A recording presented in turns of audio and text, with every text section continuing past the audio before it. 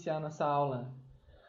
Vamos iniciar a nossa aula sobre vasos e circulação, tá? Nós vamos ter que compreender agora um pouquinho de como é que funciona essa questão agora dos vasos. Porque uma aula a gente viu sobre sistema cardio, correto? Então sobre o coração. E a primeira aula nós vimos sobre o sangue. Então agora nós veremos sistema cardiocirculatório, vasos. No livro da disciplina, que é o Tortora, é o capítulo 16, tá? E na semana que vem o nosso próximo capítulo será o capítulo 17, sistema linfático. Não se preocupem com as provas, porque isso ainda é uma questão a ser resolvida. Fiquem atentos aos anúncios no ambiente virtual, onde a gente vai postar as comunicações, tá? Se alguém não entender alguma coisa e perdeu o áudio em alguma parte da aula, por favor, me perguntem. Bom, gente, vamos começar por aqui, ó. O que nós temos aqui, né? Quando a gente fala de vasos sanguíneos, né, a gente tem que pensar nas duas principais, que são as artérias e as veias. Lembrando que artérias são aquelas que nós conversamos, que levam o sangue do coração até algum lugar, né? E as veias são aqueles vasos que levam o sangue de algum lugar até o coração, tá? A artéria, moçada, ela tem que aceitar uma sobrecarga muito maior do que as veias. Por quê? Porque o coração pulsa, né? E ele aumenta a pressão de forma que o sangue que passa aqui dentro ele gera muita força nas paredes. Então, por esse motivo, as paredes arteriais são muito mais espessas do que nas veias, né? Então, vocês percebem que a gente tem aqui uma camada muscular aqui de musculatura, ó, a túnica média, que é a musculatura lisa, muito mais espessa nas artérias do que nas veias, certo? Por quê? Porque ela, além de ter que aguentar toda essa pressão aqui que o sangue faz quando passa por aqui, nós temos que ter a capacidade também de, por exemplo, quando a gente deita, essa musculatura tem que relaxar e a espessura dos vasos tem que aumentar. E quando a gente fica de pé, para o sangue não descer todos para os pés, né? O que acontece? Tem que haver a vasoconstrição e esses vasos aqui tem que se comprimir, né? Então são duas situações ali que essa musculatura é muito importante para controlar a nossa pressão arterial e tem uma musculatura muito maior. Já a veia, gente, ela tem essas válvulas aqui que elas têm um efeito bem bacana. Alguém aí já comeu ketchup da Heinz? Daquela marca de ketchups? Ou da mostarda da Heinz? Responde aí no chat. A Heinz... Aí, ó. Valeu, Anderson. A Heinz, ela usa um sistema de válvulas muito parecido com os das nossas veias, né? Vocês percebem aqui que a gente tem como se fosse uma membrana aqui, ó, que faz esse trajeto aqui. O que significa isso? A veia, gente, ela tem que fazer o sangue ir para cima no nosso corpo, né? Então, quando a gente está assim, o sangue desce, né? E as veias elas têm que fazer o sangue subir de volta para o coração, né? E daí as veias, para não deixar o sangue cair de volta, porque o que acontece? O sangue, a artéria empurra, aqui imaginem uma célula no meio do caminho, né? Depois tem que voltar tudo até o nosso coração pelas nossas veias.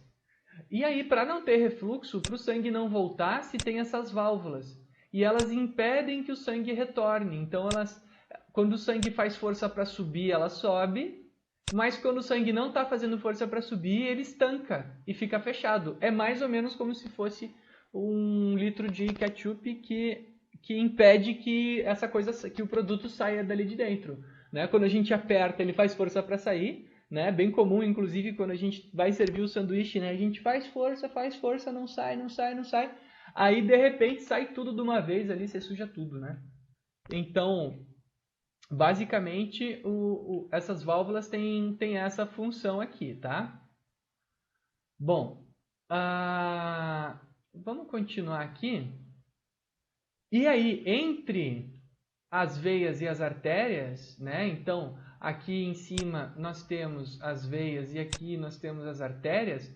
nós temos microvasos que são bem pequenininhos, tá? Que nós chamamos de capilares, vasos capilares. Esses vasos capilares, eles são tão fininhos, tá? Que a hemoglobina, que é aquela célula sanguínea que nós vimos na aula anterior, que a hemoglobina, quando ela passa por aqui, elas passam uma de cada vez, né? Então passam bem pouquinhas células aqui por vez. E elas estão muito próximas aqui das nossas células teciduais. Então, por exemplo, imaginem que aqui a gente está irrigando ali o músculo do braço, a nossa pele, né? Os nossos tecidos.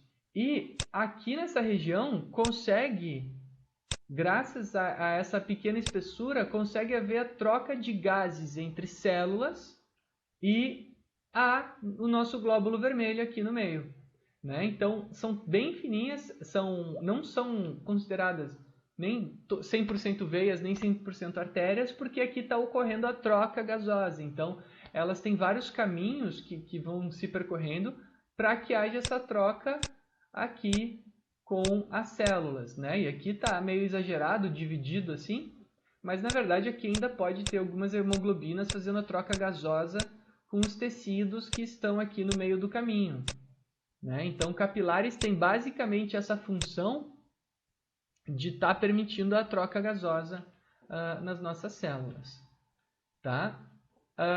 Outra coisa importante da gente entender é que assim, ó, pensem no interior do vaso aqui, tá? Pensem no interior do vaso, aqui como se fosse um tubo, né? O nosso sangue, ele tem uma característica que ele tem uma velocidade muito maior no centro do que nas extremidades, né? Próximo da parede do vaso, né? Pensando que aqui é a parede de um vaso, vou fazer aqui um círculo assim para ficar mais visível, né? Que aqui como se fosse um vaso, né? Próximo da parede do vaso, como o sangue é meio viscoso, ele anda mais devagar aqui perto, né? E aí o que acontece? Quando nós temos essa diferença de velocidade e nós temos, por exemplo, uma plaquinha de gordura aqui no meio do caminho, a gente cria um fluxo turbulento, que é o quê? Aqui o sangue está vindo muito rápido e aí ele vai fazer assim, ó, como se fosse um vórtice, né? Por quê? Porque ele está como se estivesse esguichando, como se tivesse alguma coisa enforcando aqui. Imaginem que isso aqui é uma placa de gordura. E aí, gente, isso começa a causar um estresse muito grande no vaso. E o resultado disso é a placa aterosclerótica, né? A gente começa a ter a formação de processos inflamatórios aqui que vão ser responsáveis pela placa aterosclerótica e vão começar a aumentar com o tempo. Eu vi que apitou aqui o sistema. É alguém pedindo para fazer pergunta?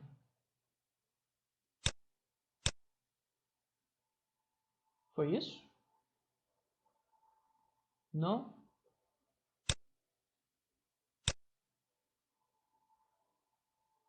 Bom, vou continuar. Entraram na aula. Ok, obrigado, Patrick. Muito bem. E aí começa a se formar aqui placas ateroscleróticas, tá? Então, questões como, por exemplo, o colesterol, o LDL, que é o lipídio de baixa densidade, né? Eles vão devagarinho causando dano nas nossas artérias, que vão iniciar um processo inflamatório, né? Esse processo inflamatório, deixa eu ver se eu tenho uma figura melhor aqui. Não tenho, que pena. Deixa eu voltar aqui para o slide anterior. Eita, nós, agora trancou aqui o PowerPoint. Viu, gente? É por isso que eu não gosto dessa coisa aqui. Aí. Vão começar a causar uma dilatação na parede das nossas artérias, que devagarinho... Eita, deixa eu aqui só pegar essa janela aqui e puxar para cá, que ela está abrindo aqui no meio. Vão devagarinho causando dilatação desses vasos, aumentando a permeabilidade desses vasos e com o tempo vai se acumulando cada vez mais e mais e mais colesterol. Então eu vou fazer uma ilustração aqui para deixar isso mais claro. Que é assim, ó, imagine um vaso, tá? Então, o LDL se acumula aqui, ou colesterol, né? E aí ele vai causar aquele fluxo turbulento que nós conversamos. Esse fluxo turbulento vai começar devagarinho dilatar aqui essa região, vai começar a empurrar essa região das artérias, fazendo uma cor mais visível, que essa aqui tá ruim. Vai começar a causar uma dilatação. E aí essa gordura, gente, ela vai começar a se acumular aqui nessa região, ó. No interior da parede da artéria. Não é nem ainda no lado exterior. Primeiro houve esse acúmulo do lado de fora, né? E depois ele começa a se acumular do lado de dentro. Quando ele começa a se acumular aqui, isso vai aumentando, aumentando, aumentando. E começa agora a passar para o lado de fora. E vai aumentando assim, ó. E vocês percebem que agora nós temos uma diminuição aqui do espaço para o sangue passar, né? Isso vai ficando cada vez mais apertado. E olha só que loucura isso aqui, gente. Essa gordura, ela começa a ficar oxidada aqui dentro da parede e começam a migrar para essa região células que nós chamamos de macrófagos, que são células do sistema imunológico, né? Então pensem que agora nós temos aqui uma parede que está mais grossa aqui. Vou pegar aqui a borracha e apagar essas linhazinhas aqui. Nós temos uma parede que está mais grossa na nossa artéria, certo? E uma série de células de defesa que vão começar a migrar aqui para o interior da parede para tentar nos defender desse monte de gordura acumulada aqui. Esses macrófagos, quando eles engolem essa gordura, eles ganham um nome engraçado que se chama célula espumosa, tá? Porque eles são uma célula que está cheia de gordura dentro e essa gordura está oxidada. Com o tempo, conforme isso vai passando, esse monte de célula que engoliu toda essa gordura aqui...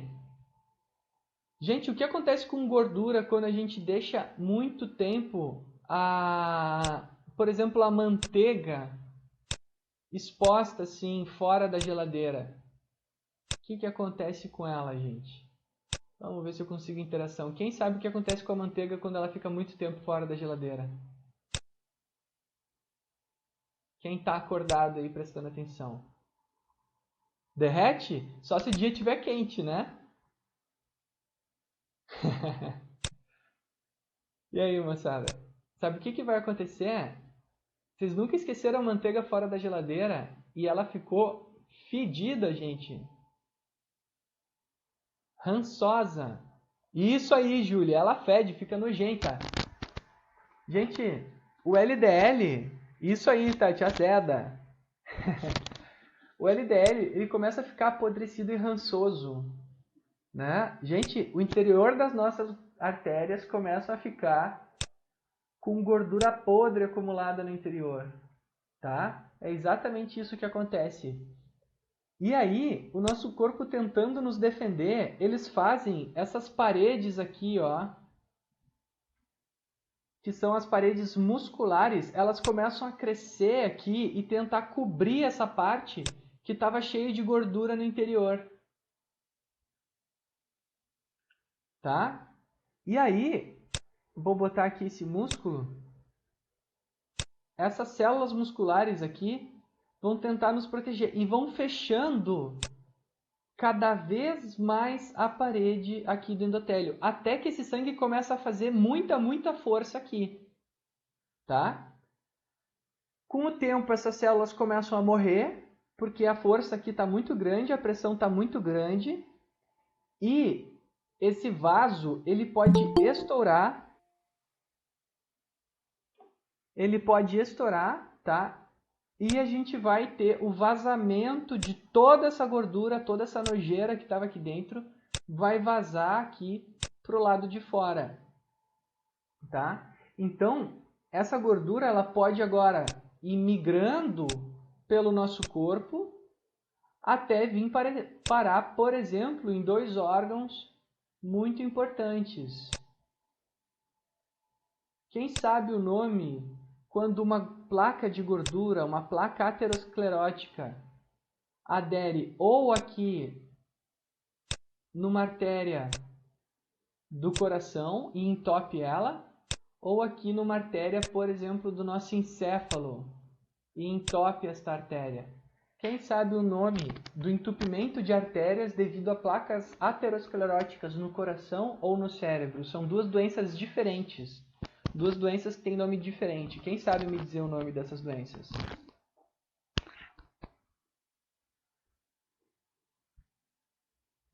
Entupimento de uma artéria do coração ou de uma artéria do cérebro?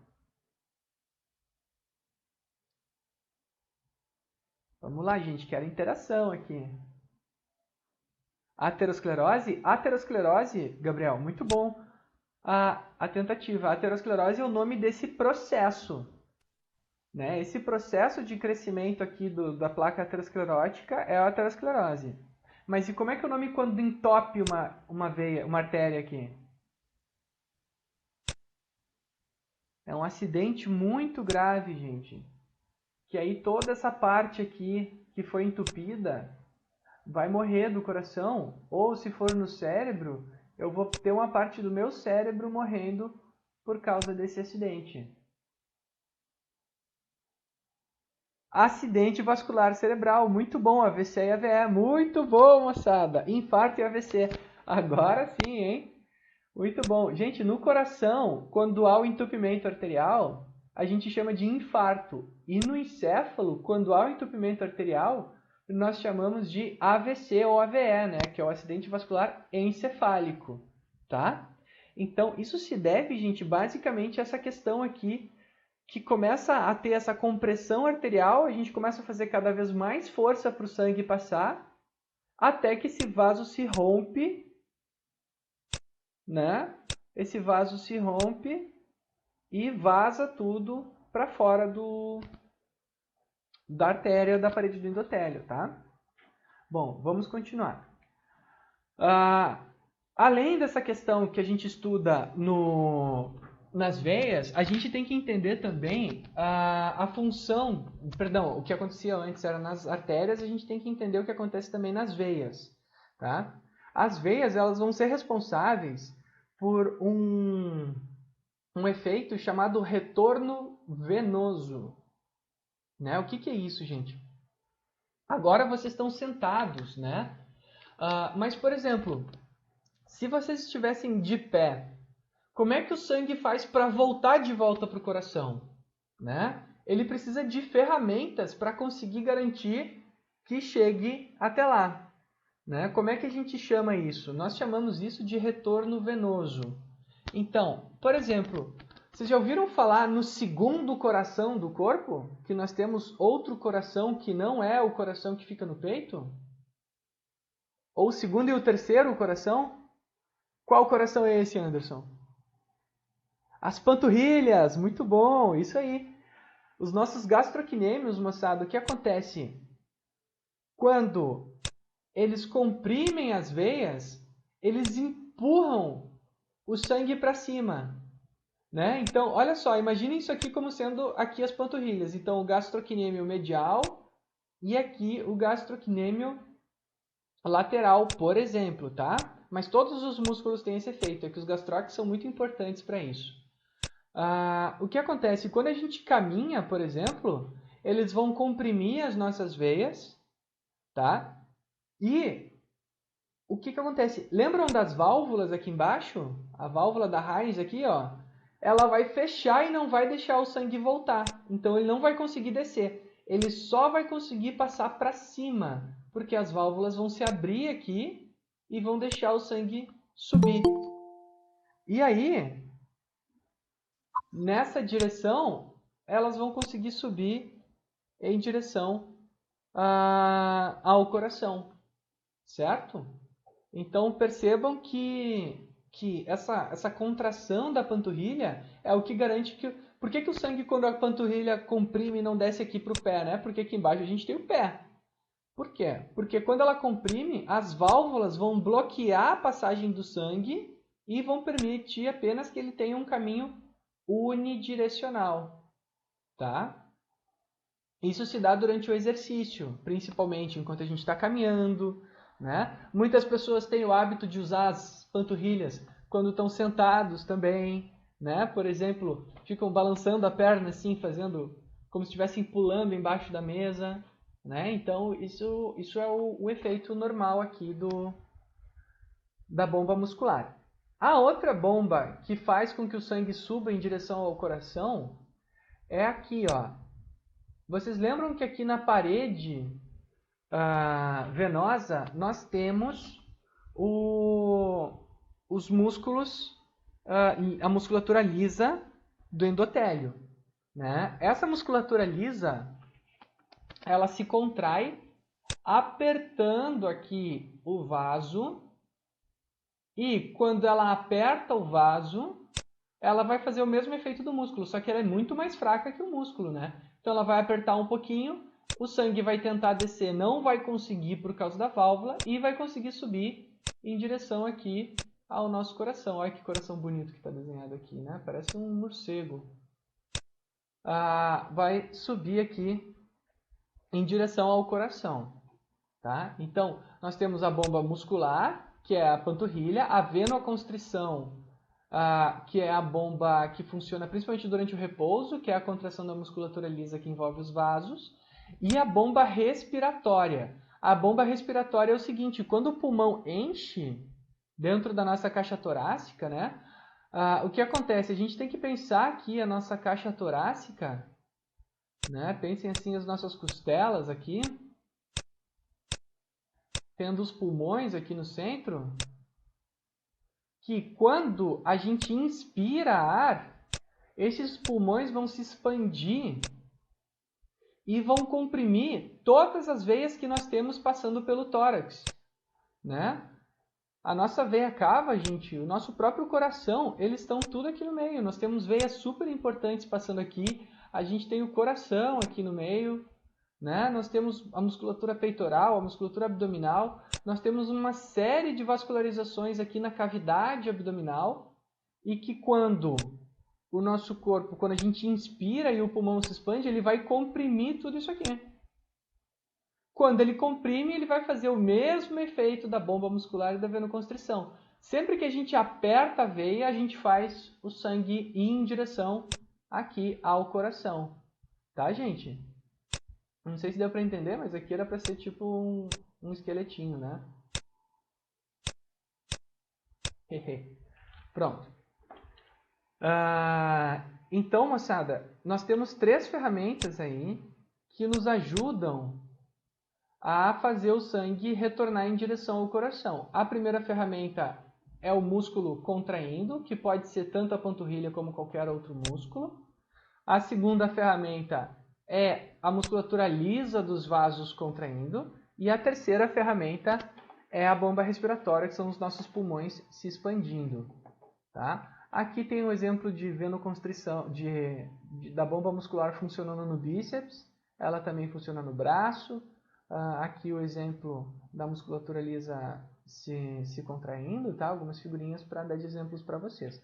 Esses slides estão todos disponíveis ali no ambiente virtual, tá, moçada? E aí, moçada, agora vem um tema que é curioso. Olha só, e se a pessoa fica muito tempo de pé e não utiliza as ferramentas de retorno venoso? O que acontece? Né? Porque vamos fazer uma veia aqui subindo, tá? Depois a gente usa as ilustrações ali do lado. Nós temos aqui as nossas válvulas, né? Só que se a pessoa fica muito tempo parada, o que acontece? O sangue que está aqui em cima, ele vai começar a descer e vai começar a se acumular aqui onde a válvula segura. Com o tempo, o que vai começar a acontecer?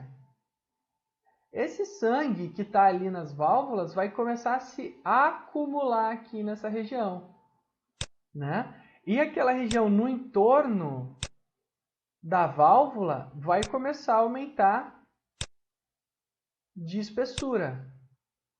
né? Reparam aqui que ela aumentou de espessura até que vai chegar um ponto, né, que ela vai se expandindo, né? Aqui do outro lado também vai se expandir. Até que vai chegar um ponto, moçada, em que as paredes vão estar tão alargadas que as válvulas não vão mais entrar em contato uma com a outra. Opa! Vai chegar um momento em que as válvulas não vão mais estar em contato uma com a outra. E o sangue, ele vai começar a se acumular nessas regiões e vai começar a fazer essas veias crescerem, aumentarem de tamanho, né? Porque agora ele não vai mais conseguir retornar. E a gente vai ter esses bolsões aqui de fluxo turbulento de sangue nas veias, que a gente chama carinhosamente de varizes, né? Ou o processo de formação da varicose. Então, a varize ou a varicose, moçada, é basicamente o mau funcionamento das válvulas por causa do repouso prolongado. Gente, lembrem que se vocês tiverem perguntas, vocês podem ficar super à vontade para fazer aí no chat, tá? Fiquem à vontade para fazer.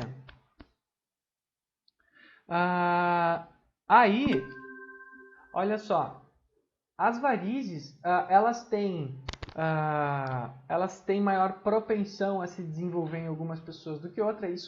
Essa fraqueza das veias em acontecer, elas são determinadas geneticamente, tá? Umas pessoas têm mais chance do que as outras e tal.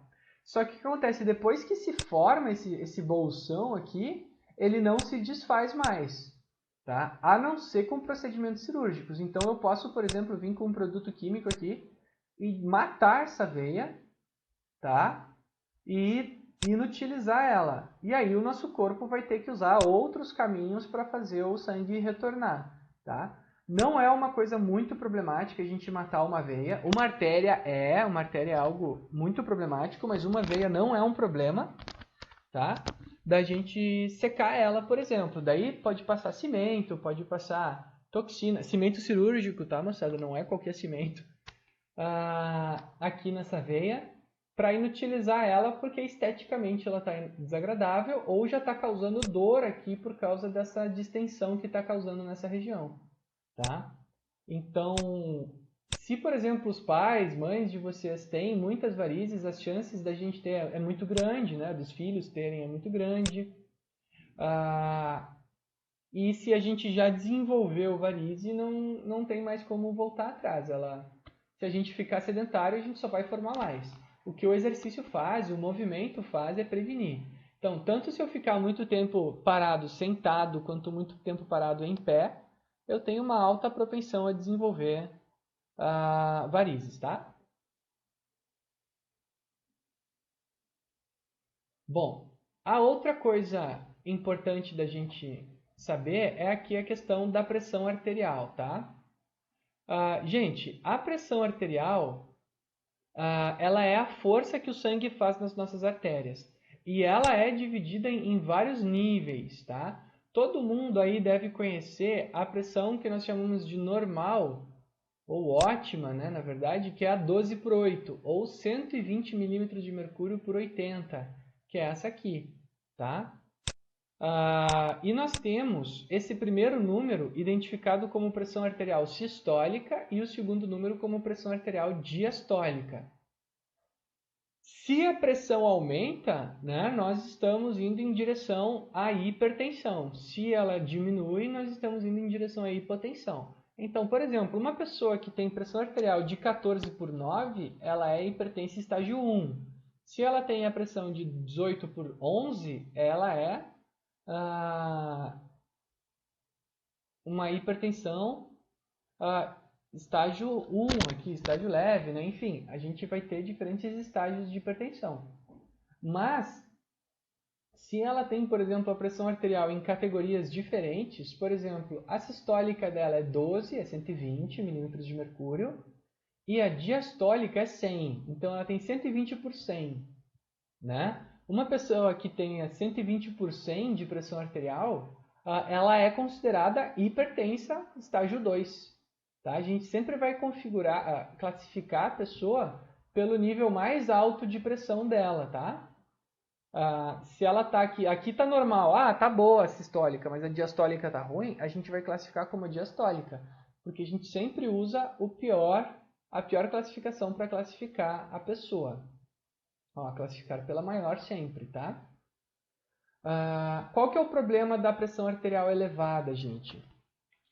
O grande problema da pressão arterial elevada é que ela pode causar estresses importantes no coração. Então aqui eu vou vir direto para o coração. Deixa eu ver. Aqui, eu acho que é esse aqui. Não. Perdão, gente. Não está aqui. O que acontece? A pressão arterial elevada faz com que o nosso coração tenha que se esforçar muito para pulsar o sangue. Tá? Então, assim, uma pressão alta significa o quê? Que eu estou tendo que fazer muita força. Quem é que define a pressão do sangue dentro do nosso corpo, né? É o coração. Então, uma pressão aumentada significa que o meu coração está tendo que fazer muita força, certo? E aí, um coração que faz mais esforço é mais propenso a desenvolver doenças cardíacas, né? Por exemplo, uma insuficiência cardíaca, né? Tem mais chance de desenvolver infartos. Naquela questão lá que nós falamos aqui no começo sobre aterosclerose, né? O fluxo turbulento. Se eu tiver mais pressão passando aqui, o que vai acontecer? Eu vou ter mais estresse acontecendo aqui na parede do endotélio e, consequentemente, mais chance de estourar essas placas aqui por causa da minha pressão alta.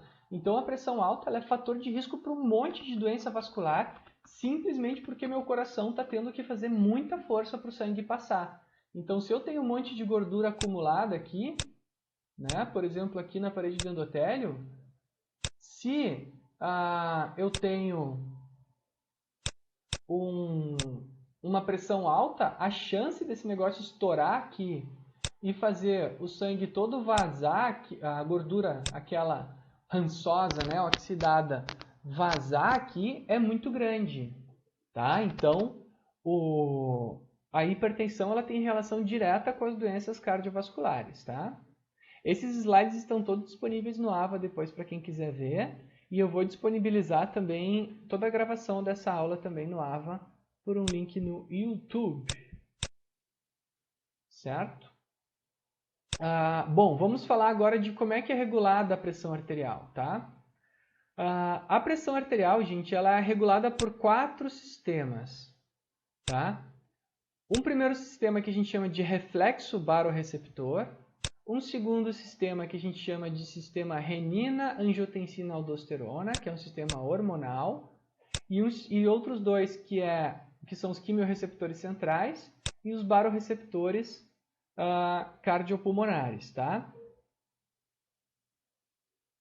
Como é que eles funcionam, gente? Bom, eu vou começar aqui por esses dois últimos, tá? Que são os quimiorreceptores centrais, que eles ficam no nosso sistema nervoso central, detectando alterações de pressão de oxigênio e dióxido de carbono no nosso sangue.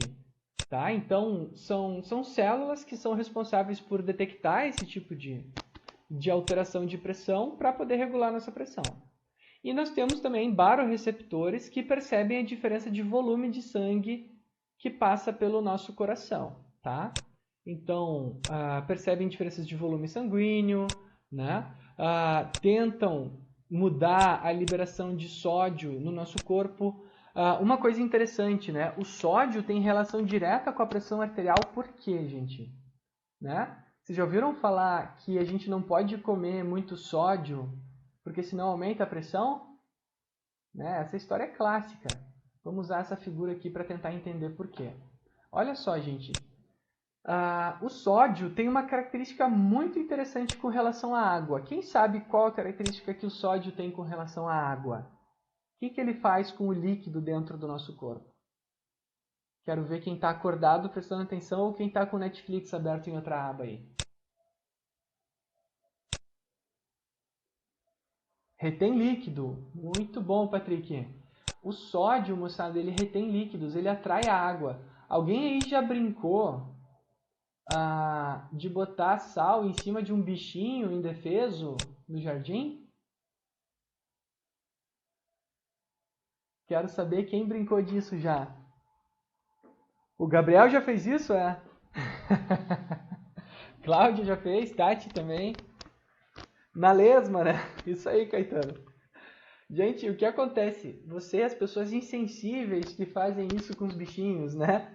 De botar sal em cima deles, cara. O que acontece? Qual é o problema? O sal, ele atrai a água por um processo chamado osmose, que vocês viram lá em Fisiologia 1. Então, a pressão osmótica atrai a água, né? Se eu como muito sal, o que acontece? O sal, ele vai ser absorvido lá pelo meu intestino, né? E daí o sal vai trafegar aqui pela minha corrente sanguínea e vai chegar até as minhas células, né? Aqui pelos meus capilares, que tem a função de fazer a troca das... Vamos botar aqui N... Ai, gente do céu, é muito difícil escrever pelo mouse. NaCl, tá? Isso aqui é um NaCl. Não, não é NaO. Ai, que coisa horrorosa. Vou apagar isso. O que acontece? O sódio, quando ele entra aqui e passa pelas nossas paredes, o que ele vai fazer, né? Ele vai, devagarinho, se acumulando no interior das células. Se tiver muito sal aqui dentro das células, gente, pensa que agora essa célula aqui está cheia de sal. O que vocês acham que vai acontecer com a célula, hein? Quem aí chuta o que acontece com a célula se ela estiver cheia de sal? Lembrem-se que aqui do lado de fora está passando um monte de líquidos, né? Está passando água, está passando sangue. Vai absorver os líquidos por osmose. Muito bom. E o resultado é que ela vai inchar. Gente, está rolando panelaço hoje de novo? Que coisa séria. Ela vai inchar, né? Quando essas paredes, quando as células incham, elas vão começar a comprimir os meus vasos capilares. Se eu começo a apertar os meus vasos capilares, gente, muito forte, o que vai acontecer de repercussão aqui nas minhas artérias? Vocês acham que o sangue vai ter que fazer mais força para passar ou menos força? O que vocês acham? Mais força, muito bom, Bruna. Resultado, vai elevar a pressão. Galera, não sei nem o que eu estou fazendo aqui, não devia nem estar dando aula, ó. Podia estar de férias, vocês sabem tudo, ó. Tá? Vocês deviam estar batendo panela lá na rua também. Olha só, gente. Então o sal, cara, ele vai aumentar a nossa pressão arterial por estar comprimindo aqui os meus vasos capilares. Ó, o desenho ficou tudo aqui. Então, isso vai ser o resultado, tá? E aí o nosso corpo vai estar exposto a doenças. Gente, então assim, ó, não quer dizer que vocês vão comer um churrasco, um sushi hoje cheio de molho shoyu e vão ficar hipertenso, tá? Não se preocupem. O nosso corpo ele consegue lidar muito bem com sal, ele descarta tudo. Só que o problema é que se cronicamente, né, muitos anos eu tiver dieta rica em sal, comer churrasco todo final de semana, comer sushi toda semana. Gente, vocês acham que sushi é saudável? Mas a galera que enche isso aí de shoyu, cara, não é saudável não, tá? Então tem que maneirar no sal aí. No shoyu, no sushi também, tá? Galera, vamos comer um sushizinho que é saudável. Se enche de shoyu não é nada. Então o sal ele vai ter esse efeito, tá? Bom, reflexo baroreceptor é outro efeito que nos ajuda a controlar a pressão arterial, certo?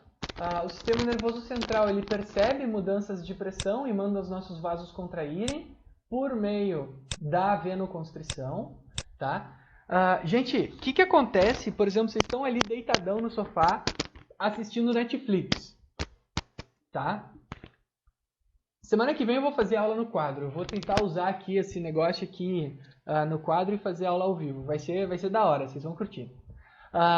O que acontece se eu uso... Tô ali sentadão no sofá assistindo Netflix e daqui a pouco toco o celular tá lá em cima da mesa e eu levanto correndo atender o celular. Alguém já teve algum sintoma aí de levantar muito rápido? Vejo tudo escuro. Isso aí, Bruna. A gente fica tonto, né? Sempre acontece. Isso aí, tontura. Moçada, o que acontece? O nosso sangue, ele desce todo para os pés. Por quê? Porque a gente estava deitadão, relaxado. A musculatura lisa que envolve aqui as veias estava relaxada, tinha vasodilatação, né? Tava tudo na paz. E aí, vocês levantaram, o que acontece? O sangue desce muito rápido, não dá tempo das válvulas segurarem, porque as veias estavam muito relaxadas, o sangue desce, tudo e sai da cabeça. Resultado, sem sangue na cabeça, gente, vocês ficam tudo tonto, enxergam tudo escuro, né? Porque o nosso sistema nervoso central não está mais funcionando adequadamente. Então, a gente precisa desse reflexo barorreceptor agindo rápido, né? Reflexos rápidos para manter a nossa pressão arterial constante, né? Contraindo a musculatura por meio do sistema nervoso parasimpático, que é aquele sistema que funciona durante o repouso, tá? Bom, aqui, essa parte da inervação, a gente conversou já lá em coração, né? Que é o nervo cardíaco, essas questões aqui, nó sinoatrial, atrioventricular, nós já vimos na aula do coração. E o último sistema aqui, gente, deixa eu ver o que mais. A aula vai meio rápido quando a gente faz ela online, né? Ok, aqui questões que aumentam a pressão arterial, aumento do sódio, aumento do volume sanguíneo, disfunção renal, né? Néfron é aquela estrutura que tem ali nos nossos rins. O estresse aumenta também a pressão arterial, tá? Porque eles vão gerar vasoconstrição. Então, o estresse é um fator de risco para doença. Pessoas estressadas têm mais doenças do que pessoas calmas, que pessoas zens, né? Então, é um fator de risco também.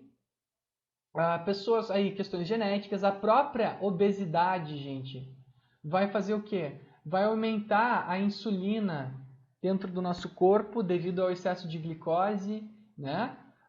E o excesso de glicose vai gerar hipertrofia dos nossos vasos, né? Aumentando a espessura deles, a força deles, o que aumenta a resistência periférica. Resistência periférica, gente, é a resistência ao redor, tá? Resistência periférica, moçada, é isso aqui, ó. Por exemplo, se eu tenho muita glicose no meu sangue, o meu sangue fica muito espesso, muito viscoso, né? Fica nojentão, cheio de açúcar, tipo mel. E o sangue que está passando por aqui... Vamos aumentar aqui isso aqui. E o sangue que está passando por aqui, o que acontece? Eu começo a ter que fazer muita força, tanto para gerar vasoconstrição, quanto para gerar vasodilatação, né? Para poder comprimir. E aí, essa musculatura, gente, ela começa a ficar hipertrofiada, como se fosse a musculação. Quem faz musculação sabe que se eu faço muita força, os meus músculos ganham tamanho. E isso acontece dentro das veias também. Essa musculaturinha aqui, bem lisinha aqui, que fica no interior das paredes das minhas veias, elas também vão ficar mais espessas, também vão ganhar em tamanho, né? Vão ganhar tamanho e vão acabar gerando maior compressão dos vasos e consequente... Isso aí, calibre, obrigado, essa é a palavra. Vai ter uma diminuição do calibre e resultado, eu vou ter maior pressão arterial e vou estar mais exposto a doenças cardiovasculares, tá? Então, tem várias coisas que podem aumentar a nossa pressão arterial, né? Retenção do sódio, já falamos. Menos filtração vai aumentar também a retenção de sódio, vai aumentar a carga, né? São várias questões aí que vão aumentar a nossa pressão arterial. E existe uma outra coisa que aumenta a pressão arterial, que é uma coisa chamada manobra de Valsalva. Alguém sabe o que é a manobra de Valsalva, moçada? Quem aí chuta? Quem sabe o que é a manobra de Valsalva? Não lembra dessa, Patrick?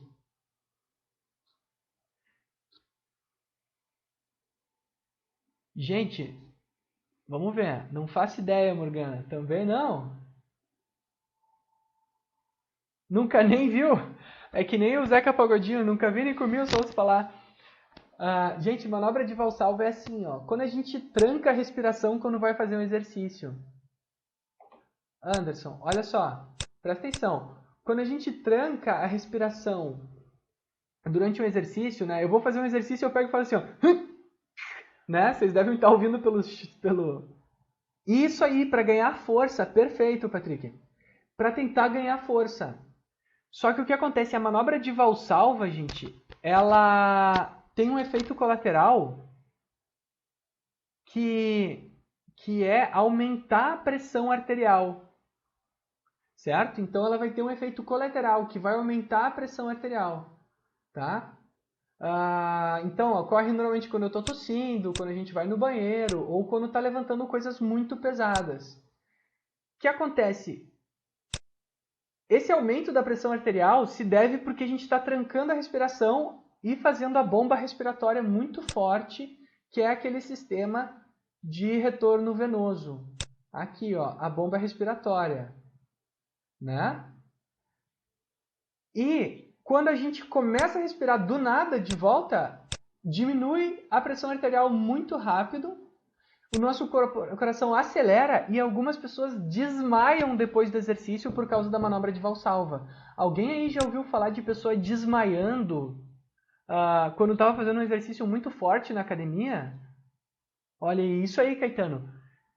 Então, a pessoa desmaia, gente. Competição, perfeito, né? O cara estava levantando muito peso, um halterofilista estava levantando muito peso e acabou tendo esse probleminha, tá? Eu vou encerrar nossa aula aqui do slide e vou voltar para a câmera para me comunicar com vocês, tá, pessoal? Fiquem aí. Só vou apertar o